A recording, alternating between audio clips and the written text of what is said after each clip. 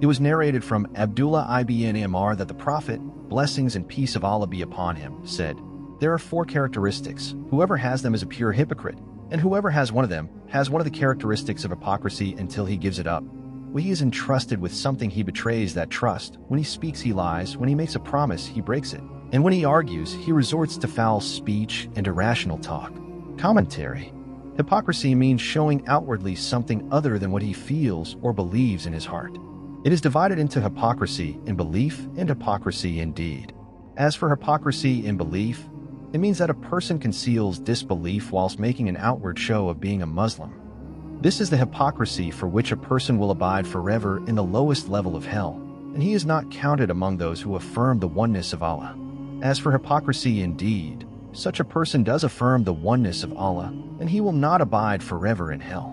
In this hadith, the Prophet, blessings and peace of Allah be upon him, discussed hypocrisy in deed and described its distinguishing characteristics.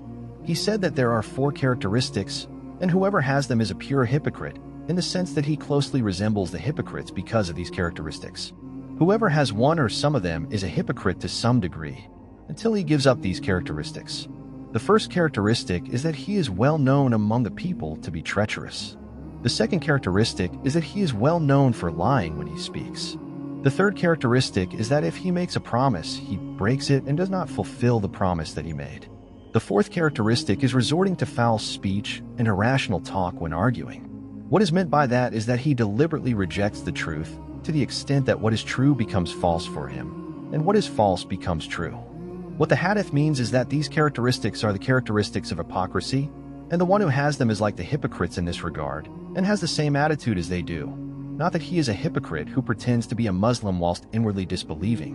When he mentioned hypocrisy in his hadith, the Prophet, blessings and peace of Allah be upon him, was not referring to the hypocrisy for which a person will be in the lowest depth of hell, which is the worst type of disbelief.